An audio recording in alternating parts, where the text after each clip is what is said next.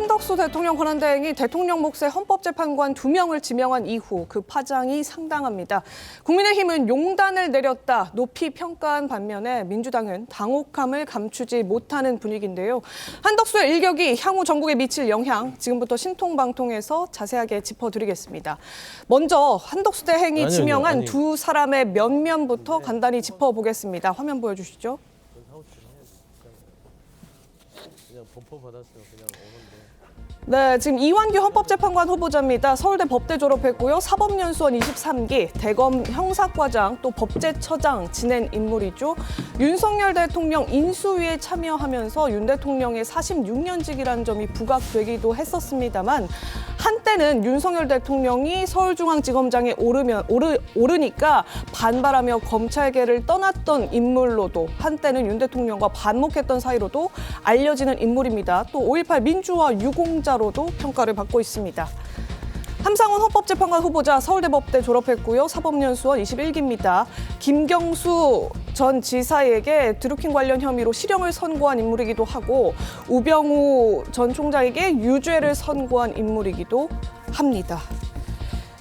예, 지금 이완구 후보자가 이 헌법재판관 후보자 지명에 대해서 입장을 밝혔는데요. 그 목소리 들어보겠습니다. 엄중한 시기에 큰 책임감을 느끼고요. 민주당에서 지금 그 가처분 신청된다고 좀 반발이 크게 나오고 있는데 어떻게? 그거야 그런 절차를 진행할 수도 있겠죠. 그런 절차와 관련해 가지고도 잘 준비하겠습니다. 절차가 잘 진행돼서 헌법재판관이 된다면 그야말로 대한민국의 헌법을 중심으로 해서 국가가 잘 형성되는 그런 나라를 만들 수 있도록 일조를 하고 싶습니다. 자, 윤 대통령 선고 전에는 민주당이 한덕수 대행에게 빨리 헌법재판관 임명하라고 압박했었는데 이번에는 한 대행이 위헌적 행동을 했다고 비판을 하고 있습니다. 자, 민주당의 반발 목소리 들어보겠습니다. 내란 동조 세력의 헌법재판소 장악 시도로 봅니다. 권한쟁의 심판과 가처분 신청 등을 통해 이번 지명이 원천적 무효임을 밝히겠습니다. 한덕수 권한대행은 헌법재판관 2명을 지명할 권리가 없습니다. 이것은 묵과할 수 없고 민주당 입장에서 좌시할 수 없는 문제다. 엄중하게 경고하고요. 한덕수는 처음부터 끝까지 계속 위헌만 행사하고 있습니다. 내란의 불씨가 꺼지지 않고 있다는 것을 명확하게 입증하는 것입니다. 민주당은 여기에 대해서 강력 대응을 하겠습니다. 자, 헌법과 법률상에는 대통령 권한대행의 권한 범위가 명확하게 규정되어 있지는 않습니다. 다만 대통령의 직무정지 상태가 아니라 지금은 파면된 상태, 그러니까 고리 상태이기 때문에 대행의 권한 행사 범위가 넓어진다는 법적의 해석은 있습니다. 또 곧 아마 4월 18일 다음 주 열흘쯤 되면 공석이 되죠. 헌재가 6인 체제로 다시 돌아가게 되면 재기능을 못하게 된다는 것도 한덕수 권한대행은 아마 결정하게 된 배경이 됐던 것 같습니다. 그런 것들을 막아야 되기 때문에 이렇게 행사한 것인데 이번에 민주당이 반발하고 있거든요. 그리고 줄곧 요구해왔던 마은혁 후보자의 임명과 함께 한 것이라서 괜찮지 않나라는 국민의힘의 지적도 있는데 이 부분은 어떻게 좀 봐야 되겠습니까? 박민영 대변인님. 사실 민주당이 좀 모순적인 이야기를 하고 있는 거죠. 저희 국민의힘의 주장은 굉장히 간명합니다. 만약에 임명권이 없다라 그러면 국회목 재판관들도 임명해서는 안 되는 것이고 있다라고 하면 국회목 재판관이든 대통령 몫이든 둘 다 임명 지명이 가능하다라고 보는 것이 일관된 해석인데 지금 민주당은 국회 몫은 임명하지만 대통령 몫은 지명하지 말라 이렇게 이야기를 하고 있는 것이기 때문에 앞뒤가 안 맞다라고 저희는 생각을 하고요. 선례를 보더라도 황교안 전 권한대행, 대통령 권한대행 같은 경우에도 박근혜 전 대통령이 탄핵당하기 전까지는 대법원장 몫까지 임명을 하지 않았었습니다. 탄핵당하고 나서야 대법원장 몫을 임명했기 때문에 저희 국민의힘은 일관된 입장을 유지를 하는 것이고요. 또한 헌법재판소 관련해서는 임기가 도래하기 직전까지 임명을 마무리하도록 또 법이 규정을 하고 있거든요. 그렇기 때문에 조기 대선까지 임명하지 않는다라 그러면 그것이 법령을 위반하는 것이 되는 것이고 또한 헌법재판소가 6인 체제로 마비가 되면 지금 민주당 때문에 얼마나 많은 사건들이 밀려 있습니까? 탄핵소추안, 권한쟁의, 헌법소원 이런 사건들이 다 처리가 안 되는 것이기 때문에 권한대행 입장에서는 임명을 하는 것이 맞다, 지명을 하는 것이 맞다라고 판단을 한 것으로 보입니다. 네. 민주당이 저렇게까지 반발하는 데는 아마 속내가 따로 있을 것 같습니다. 헌재의 구도 변화가 아마 민주당이 반발하는 주된 이유가 아닐까 싶습니다. 4월 18일이 넘어가면 지금 현재 구도에서 문영배, 이미선 두 재판관이 빠지게 됩니다. 빠지고 나면 이제 이완규 그리고 딴 사람이 들어가게 되죠. 함상훈 이 후보자가 들어가게 되는데 그렇게 됐을 때 지금 진보 성향으로 평가받던 문영배, 이미선이 빠지고 보수 성향으로 평가받고 있는 이완규, 함상훈이 들어가게 됩니다. 그렇게 되면 보시는 그대로입니다. 보수 성향을 띤 재판관이 5명이 되고 중도 성향을 띤 재판관이 2명, 진보 성향을 띤 재판관이 2명으로 구도가 바뀌게 되죠. 이렇기 때문에 지금 더불어민주당이 목소리를 저렇게 크게 내는 것 아닌가 이런 지적들이 지금 나오고 있습니다. 네, 지금 헌법재판소가 보수 우위의 구도로 바뀌게 되면 결국에는 누가 영향을 받게 되느냐. 민주당의 반발에는 그 내용이 포함되어 있기 때문 아니냐 이런 지적도 나옵니다. 이재명 대표의 사법 리스크 불리하게 작동될 수 있는 것 아니냐 이런 주장이 일각에서는 나오고 있는 건데요. 네. 지금 이재명 대표가 5개 재판을 받고 있는데 만약에 대통령이 당선되게 된다면 이 5개 재판이 정지가 되는 것이냐 여부가 또 관건이죠. 이 문제를 따져보기 위해서 결국에는 정치권이 헌재 등의 헌법 소원 등을 청구할 가능성이 있는데 이때 이 여부를 판단할 주체가 헌법재판소가 되기 때문에 헌법재판소 내부 재판관의 성향별 구성이 중요하게 작동할 수 있다.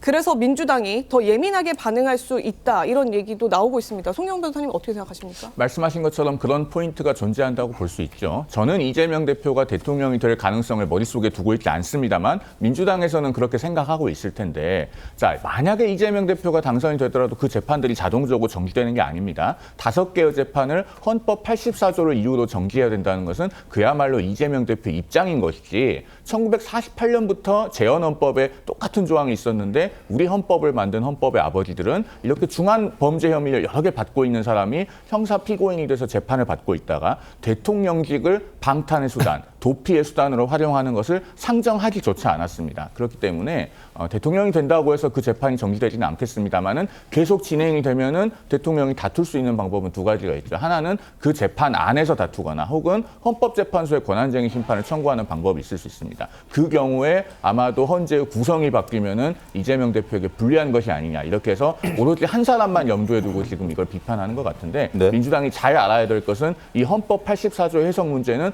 보수냐 진보냐의 문제가 아닙니다. 헌법재판소 구성이 어떻게 달라지더라도 이 헌법 84조에 의해서 재판 절차가 중단되지는 않는다라고 하는 결론을 내릴 것이기 때문에 민주당이 헌법재판소가 정상적으로 작동하게 하게끔 하는 방향에서 책무를 다해야 된다 이런 말씀을 드리겠습니다. 그러니까 사실은 대통령이 헌법재판관을 임명하는 것도 대통령 권한이고 또 지명하는 것도 대통령 몫의 지명 인원들이 있기 때문에 그것이 또 이제 대통령 몫인 거잖아요. 그러니까 40여 후보자를 임명하는 것은 권한대행이 할 수 있고 대통령 몫의 재판관을 지명하는 것은 못한다. 이 논리도 좀 모순되는 거 아닌가 이 생각도 들거든요. 그런 점이 있죠. 그리고 우리 헌법과 법률 어디에도 대통령 권한대행의 권한 범위를 명시적으로 제한해 놓고 있지 않습니다. 그렇기 때문에 대통령 권한대행이 대통령 몫의 헌법재판관 후보자들을 지명하는 것은 그것은 정치적으로 바람직하냐 바람직하지 않느냐에 대해서는 관점이 다를 수 있을지 몰라도 적어도 뭐 명백하게 위헌이라든가 혹은 위법이라든가 이렇게 말할 근거는 대단히 불분명한 것이죠. 특히나 헌법재판소법 6조 4항에 보면은 헌법재판관의 임기가 만료되면 후임 재판관을 30일 이내에 임명하도록 되어 있습니다. 그러면 대통령 권한대행이 아무것도 안 하고 방치하면 지금까지 30번의 줄탄핵을 해온 민주당의 그 연장선상에서는 한덕수 권한대행이 또 위법을 저질렀다, 탄핵사유가 있다 이렇게 하지 않겠습니까? 그러니까 둘 중에 하나만 하셔야 된다 이런 말씀을 드리겠습니다. 네, 이번 한덕수 권한대행 결정에 국민의힘 환영했습니다. 짧게 듣고 오겠습니다. 지난번 최상목 대행이 이미 논란의 여지가 있는 헌법재판관 2명을 국회 몫의 2명을 임명했기 때문에 그 부분에 대해서는 논란이 일단락이 된 것이 아닌가 저는 그렇게 생각을 하고 있고 용단을 내린 것이고 그리고 용기를 낸 것이다. 용단을 내린 것이고 용기를 낸 것이다. 반면 더불어민주당의 이재명 대표는 불편한 심기를 보였습니다. 확인하겠습니다. 한덕수 대통령 권한대행이 자기가 대통령이 된 것으로 착각한 것 같습니다. 토끼가 호랑이 굴에 들어간다고 호랑이가 되는 건 아니죠. 한덕수 총리에게는 그런 권한이 없죠. 좀 오버하신 것 같습니다. 자, 강성필 평론가님, 부대변인님, 만약 대통령이 이재명 대표가 뭐 된다면 사실 뭐 민주당에서는 그 지금 받고 있는 재판도 멈춰야 된다라는 주장을 하고 있는데 그 부분에 대해서는 지금 송영길 변호사가 말씀해 주신 것처럼 상관없다. 재판관의 어떤 구도가 달라지더라도 그건 멈춰서는 안 된다. 그대로 진행된다라는 입장인데 어떻습니까? 민주당에서는 지금. 그러니까 그 말씀하셨잖아요. 일각의 우려라고 하니까 일각의 우려인 겁니다. 그리고 지금 우리가 벌어지지 않은 일에 대해서 얘기할 게 아니라 네. 지금 당장 어제 벌어진 일에 대해서 얘기를 해야 되는 겁니다. 그러면 첫 번째 문제가 뭡니까? 한덕수 권한대행이 임명을 해도 되는가의 문제가 먼저 첫 번째거든요. 그러니까 3개월 전에 한덕수 권한대행께서 말씀을 하셨습니다. 대통령의 고유 권한 행사에 대해서는 권한대행이 자제를 해야 된다라고 하셨고 이게 우리 헌법과 법률에 담긴 정신이라고 본인 입으로 말씀하신 거예요.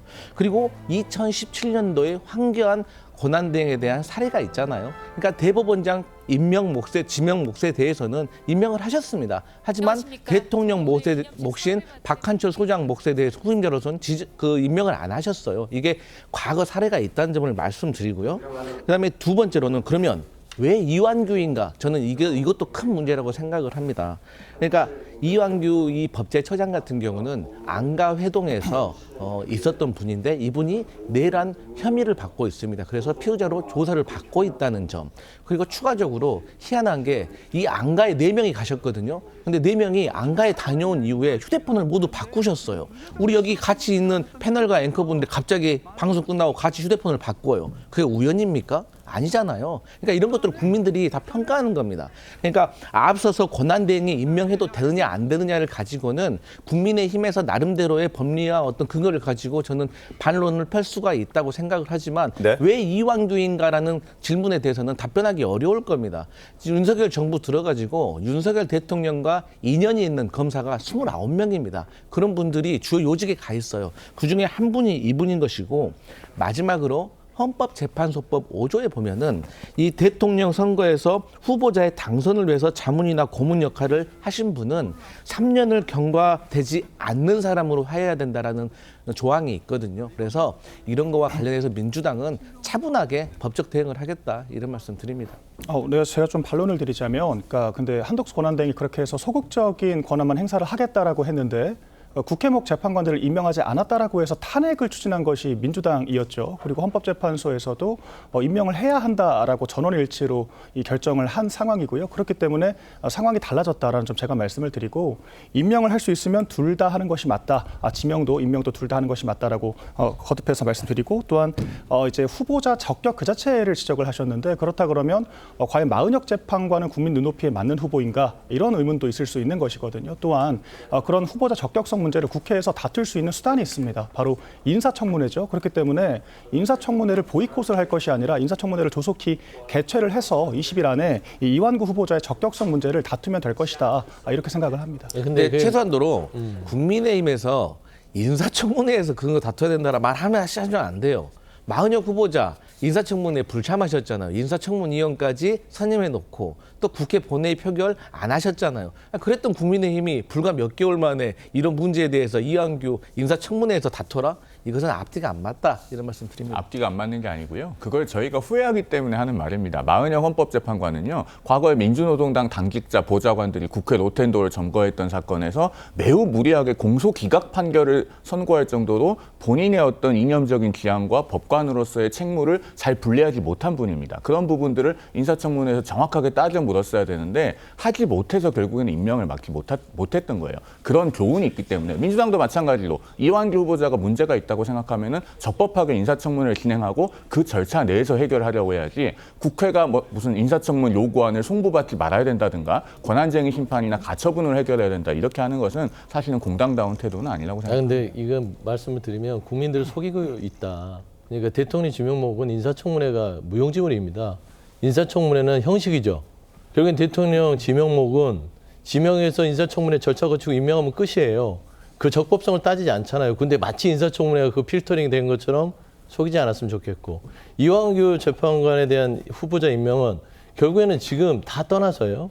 원래 대통령목에 대해서 권한대행이 임명하느냐의 논박은 길게 얘기하겠으나 이분은 내란 공범 피의자로 지금 수사 중입니다.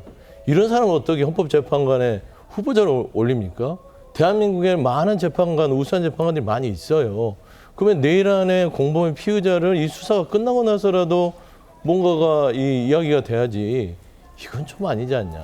제가 오늘 그런 방송, 말씀 좀 드리고 싶어요. 제가 오늘 방송 시간을 고려해서 반론은 딱 10초만 드리겠습니다. 피의자여서 헌법재판관이 될 수 없다면 피고인이 대통령 되는 건 가능합니까? 이 말로 답변을 가능합니까? 그거는 가능하죠. 그게 왜 왜냐하면 가능하죠? 결론이 안 났으니까요. 아, 그럼 피의자는요? 그런데 내란 동조 세력들은 내란 행위를 한 우두머리가 파면을 당했습니다. 그리고 아직도 그 수사에 대해서는 내란 주요 임무 종사자들, 그다음에 내란에 대한 위헌정당에 대한 부분들까지 아직도 내란을 종식시킬 숙제가 많다라는 점에서는 내란에 가담한 사람들에 대해서는 절대적으로 다음 정부에서 요직에 앉혀서는 안 된다. 이런 주장이 논리적이다.